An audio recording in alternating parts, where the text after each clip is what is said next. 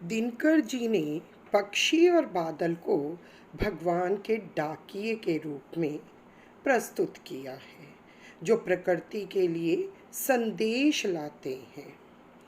हम तो केवल यह आंकते हैं कि एक देश की धरती दूसरे देश को सुगंध भेजती है, और यह सौरभ हवा में तैरते हुए पक्षियों की पांखों पर तिरता है, और एक देश का भाप दूसरे देश में पानी बनकर गिरता है।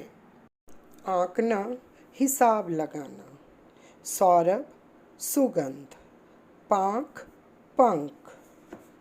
हम तो केवल यह आंकते हैं कि एक देश की धरती दूसरे देश को सुगंध भेजती है।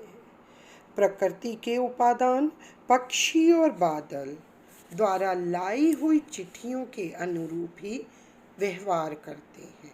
हम तो केवल यह अनुमान लगाते हैं कि पृथ्वी पर एक स्थान के फूलों की महक हवा से तैरकर तथा पक्षियों के पंखों पर सवार होकर दूसरे देश में जाती है, और यह सौरभ हवा में तैरते हुए पक्षियों के पांखों पर तिरता है, यानी पक्षियों के पंखों से भी एक देश की सुगंध दूसरे देश को जाती है, और एक देश का भाप दूसरे देश में पानी बनकर गिरता है। एक देश के तालाबों, झीलों और नदियों का पानी भाप बनकर उड़ता है और किसी अन्य देश में बरस जाता है।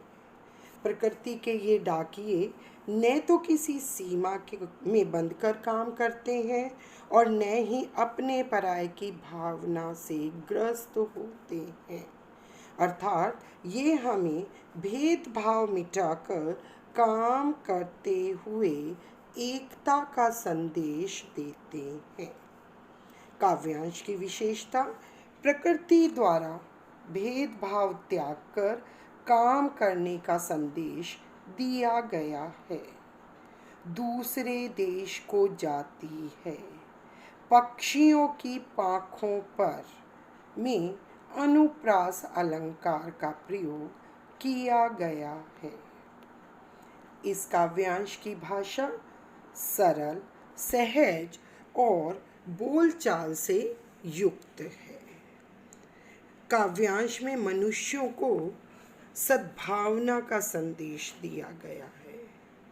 साथ ही साथ उन्हें यह भी संदेश दिया गया है कि हम मनुष्यों को स्वार्थ भावना को त्याग कर जाति, धर्म आदि सीमाओं को लांघकर प्रेम भाव का संदेश फैलाना चाहिए। यानी हमें आपस में नहीं लड़ना चाहिए और देश की सीमाओं के बंधनों में नहीं बंधना चाहिए। तो इस कविता में रामधारी सिंह दिनकर जी ने हमें बहुत ही अच्छा संदेश दिया है और कहा है कि संपूर्ण देश एक है और संपूर्ण विश्व लोगों के लिए ही है और लोगों द्वारा ही बना हुआ है।